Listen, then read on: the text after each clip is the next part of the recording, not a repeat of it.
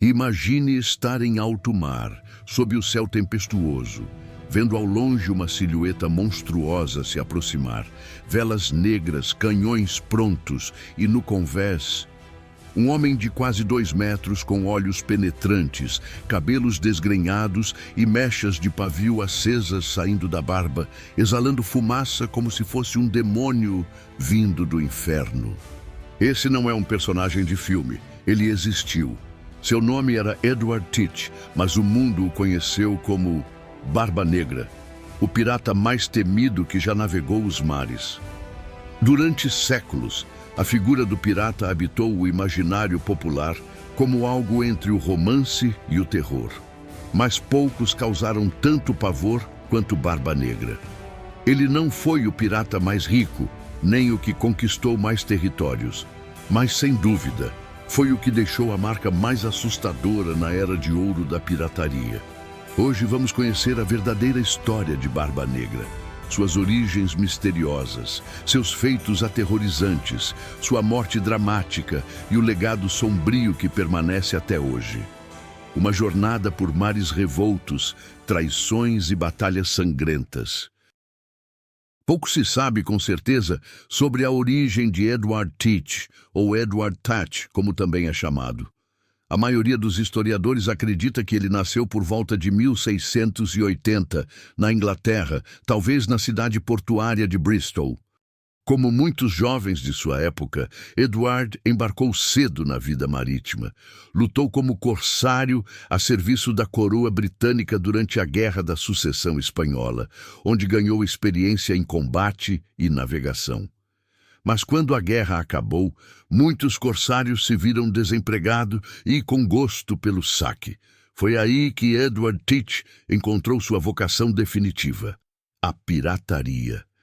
Por volta de 1716, ele se juntou ao famoso pirata Benjamin Hornigold, nas Bahamas.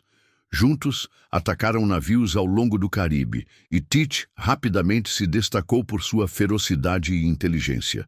Foi Hornigold quem presenteou Edward com um navio, um antigo navio francês chamado La Concorde, capturado e transformado em uma máquina de guerra.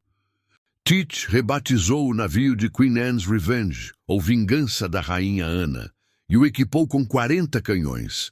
Era uma verdadeira fortaleza flutuante. Foi nessa época que Edward deixou de ser apenas um pirata e se tornou uma lenda. Ele começou a cultivar uma aparência temível. Deixava a barba crescer em grandes tufos e colocava pavios acesos embaixo do chapéu e ao redor do rosto, criando uma nuvem de fumaça enquanto lutava. A visão era tão aterradora que, segundo relatos, muitos navios se rendiam sem nem lutar. Nascia ali o temido Barba Negra. Entre 1717 e 1718, Barba Negra viveu o auge de sua carreira. Ele atacava navios mercantes no Caribe e na costa leste da América do Norte, saqueando tesouros, rum, armas e mantimentos. Seu golpe mais ousado aconteceu em novembro de 1717, quando capturou a cidade de Charleston, na Carolina do Sul. Durante dias, bloqueou o porto com seus navios e manteve reféns, exigindo uma carga de medicamentos. E conseguiu. Depois disso, partiu sem causar mais danos. Mas ele não era apenas um bruto sanguinário. Barba Negra era estrategista. Sabia quando atacar, quando recuar e como manipular a fama que o cercava. Ele entendia que o medo era uma arma mais poderosa que a espada. Em 1718, Barba Negra surpreendeu a todos. Aceitou o perdão oferecido pelo governador da Carolina do Norte, Charles Eden. Entregou temporariamente suas armas e fingiu abandonar a pirataria. Mas foi só fachada. Nos bastidores, continuava envolvido em atividades ilegais, provavelmente com a conivência do próprio governador. Usava sua influência e suborno para manter-se protegido, ao mesmo tempo que controlava os mares da região. Essa aliança corrupta, no entanto, irritou profundamente o governador da Virgínia, Alexander Spotswood. Determinado a acabar com a ameaça de Barba Negra, ele montou uma expedição secreta. Em 22 de novembro de 1718, o tenente Robert Maynard, da Marinha Real Britânica, liderou 2 navios rumo à ilha de Ocracoke, onde Barba Negra estava ancorado. Na manhã seguinte, os navios britânicos atacaram. O que se seguiu foi um dos combates mais lendários da história da pirataria. Barba Negra lutou com ferocidade. Segundo relatos, ele foi atingido por 5 tiros de pistola e mais de 20 golpes de sabre antes de cair. Mesmo assim, continuou lutando até o último suspiro. Quando finalmente morreu, Maynard mandou decapitar Barba Negra e pendurar sua cabeça na proa do navio como um aviso a outros piratas.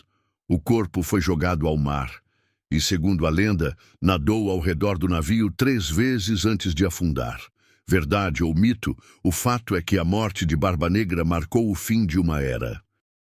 Barba Negra morreu em 1718, mas sua lenda estava apenas começando. Nos anos que se seguiram, histórias começaram a se espalhar como fogo em um navio com barris de pólvora. Diziam que ele havia feito pactos com o diabo, que murmurava feitiços antes das batalhas. Alguns juravam ter visto seu fantasma navegando nas águas escuras de Ocracoke, especialmente em noites de tempestade, quando o vento sopra como gritos e o mar parece querer engolir tudo. Mas além das lendas, o impacto de Barba Negra é real. Ele se tornou o símbolo máximo do arquétipo do pirata, rebelde, teatral, cruel e, ao mesmo tempo, carismático. Foi justamente essa imagem construída por ele que se perpetuou na cultura popular. Ele inspirou livros como A Ilha do Tesouro, de Robert Louis Stevenson. Apareceu em incontáveis filmes, quadrinhos, jogos e séries, de Piratas do Caribe a Assassin's Creed. Até hoje, sua figura de barba cheia de fumaça e olhos flamejantes alimenta o fascínio por uma era onde a liberdade era buscada a qualquer custo, mesmo que isso significasse viver como um fora da lei nos confins do mundo. E tem mais. Muitos estudiosos acreditam que Barba Negra foi um mestre da manipulação de imagem muito antes da existência de redes sociais. Ele sabia que o medo podia vencer batalhas sem derramar sangue. Sabia que a lenda, se bem construída, era mais poderosa que a realidade. E talvez nesse ponto Barba Negra tenha sido não apenas um pirata, mas um verdadeiro gênio do caos. Agora me diz, Barba Negra foi apenas um criminoso sanguinário ou um visionário que entendeu como usar o medo como arma? Um vilão ou um anti-herói? Deixe sua opinião aqui nos comentários. Eu leio todos. Se você gostou desse vídeo e quer ver mais histórias incríveis como essa, já deixa o like, se inscreve no canal e ativa o sininho. Isso ajuda muito o canal a continuar trazendo conteúdos históricos com essa pegada cinematográfica. E olha só, tem um vídeo aparecendo agora mesmo na sua tela, que é a sua cara. Clica lá e vem comigo para mais uma viagem épica pela história. Nos vemos lá. Até a próxima.